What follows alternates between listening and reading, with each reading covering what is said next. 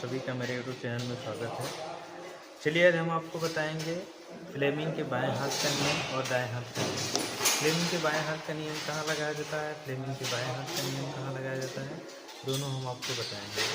ठीक है दोस्तों, इससे पहले आप मेरे यूट्यूब चैनल पे अगर आप नए हैं तो ज़रूर एक बार सब्सक्राइब कर लीजिएगा, अगर पुराने हैं तो ज़रूर एक बार लाइक कर लीजिएगा। चलिए हम चलते हैं अपने टॉपिक पे। हमारा क्या टॉपिक है, फ्लेमिंग के बाएं हाथ का नियम। ठीक है, फ्लेमिंग के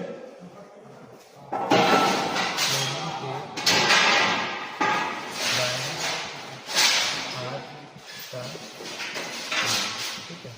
फ्लेमिंग के बाएं हाथ का नियम कहाँ लगाया जाता है ये हम आपको बताते हैं। फ्लेमिंग के बाएं हाथ का नियम देखिए क्या है हमारा, फ्लेमिंग के बाएं हाथ का नियम वह नियम है जिससे चुंबकीय क्षेत्र में रखे। फ्लेमिंग के बाएं हाथ का नियम वह नियम है, ठीक है। फ्लेमिंग के बाएं हाथ का नियम वह नियम है जिसे चुंबकीय क्षेत्र में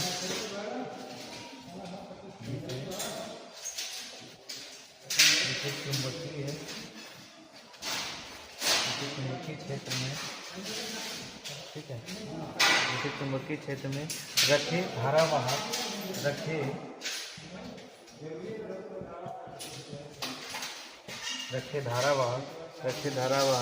पर लगने वाले बल की दिशा,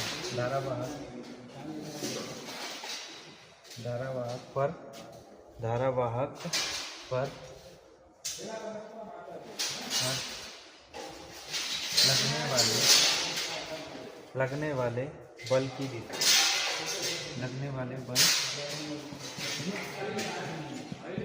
ये मेरा क्या है, फ्लेमिंग के बाएं हाथ का नियम है। ठीक है, ये परिभाषा है। अर्थात क्या हो जाता है, अर्थात या जैसे लिख देते हैं, अर्थात या जैसे मोटर की घूमने की दिशा, मोटर के घूमने की दिशा, ठीक है, क्या हो जाता है, मोटर के घूमने का दिशा। ठीक है दोस्तों, अब यह देखिए कहाँ लगाया जाता है, इसके बारे में देखते हैं। यह लगाया कहाँ जाता है, ये कहाँ लगाया जाता है, यह नियम किस पर लगता है, यह लगता है कहाँ कहाँ पे लगता है, आपको बता देते हैं। इलेक्ट्रिक मोटर पे लगता है। कहाँ लगता है, इलेक्ट्रिक मोटर पे लगता है।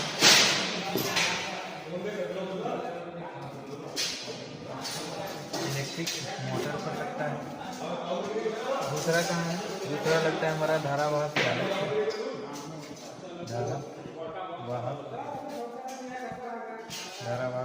पर।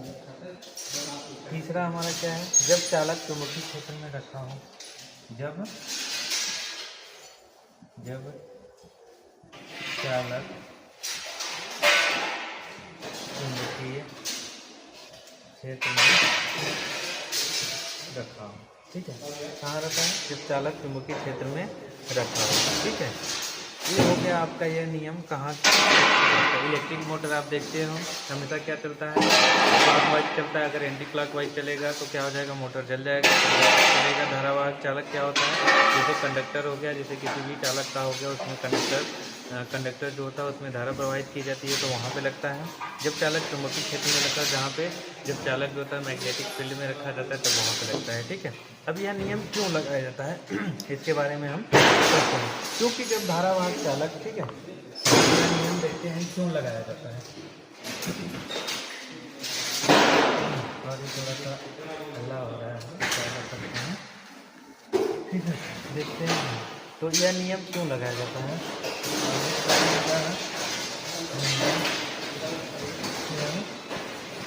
लगाया जाता है। यह नियम क्यों लगाया जाता है, इसके बारे में जानते हैं। क्योंकि जब धारावाहक चालक को चुंबकीय क्षेत्र में रखा जाता है, ठीक है, क्या होता है, क्योंकि जब धारावाहक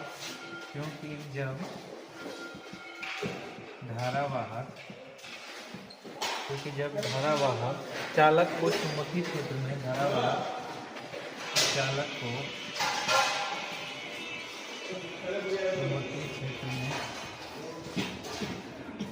चालक को चुंबकीय क्षेत्र में रखा जाता है,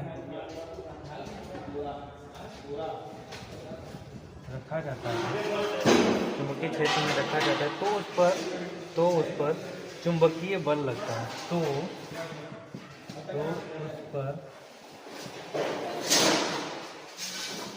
उस पर चुंबकीय बल,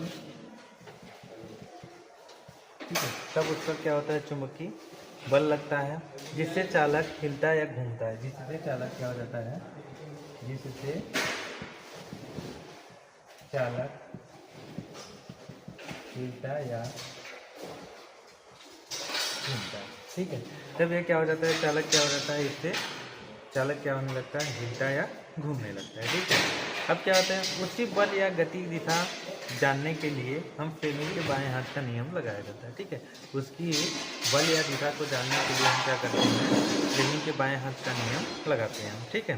चुंबकीय की क्या होता है, फ्लेमिंग के बाएं हाथ का नियम लगाते हैं। अब इसमें क्या होता है, कौन कौन सी उंगलियां होती हैं, क्या क्या होता है, इसका हम फिगर आपको बना के दिखाते हैं, ठीक है।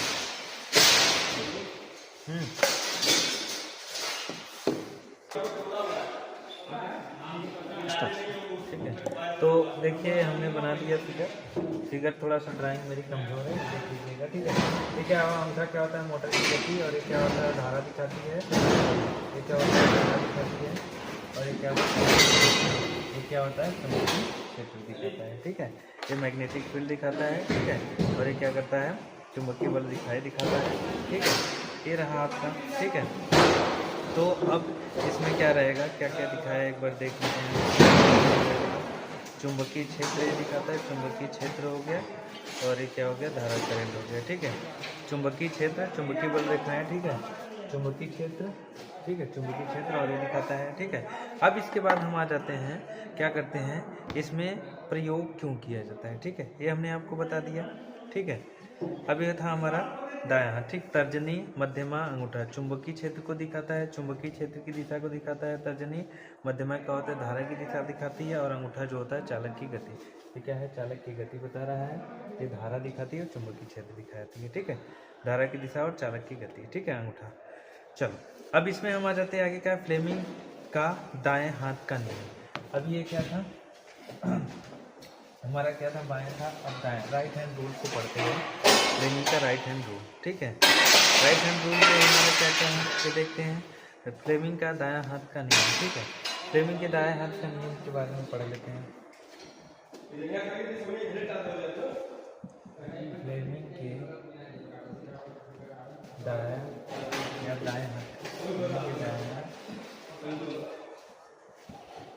का नियम, ठीक है। अभी वो बाएं को पढ़े थे, अब दाएं को पढ़ लीजिए। दाएं हाथ का नियम क्या क्या है, हम आपको बता देते हैं। इसमें देखिए क्या क्या है, इसमें है फ्लेमिंग के दाएं हाथ का नियम, वह नियम है, ठीक है। फ्लेमिंग के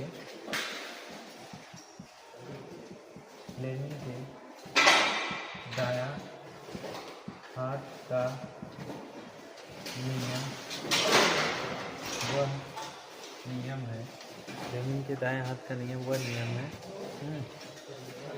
वह नियम है जिससे चुंबकीय क्षेत्र की गति, जिससे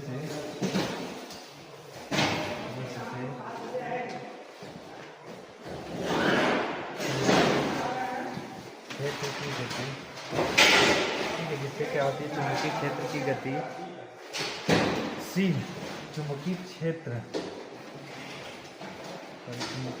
में गतिशील, ठीक है, क्या हो जाते हैं, गतिशील चालक में उत्पन्न होने वाली, गतिशील चालक में उत्पन्न होने वाली,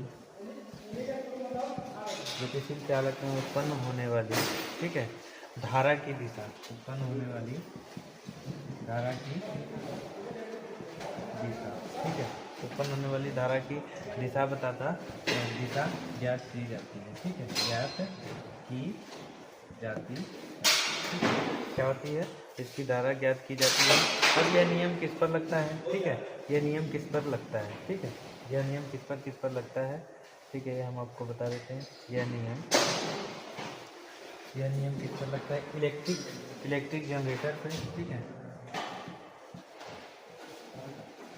इलेक्ट्रिक जनरेटर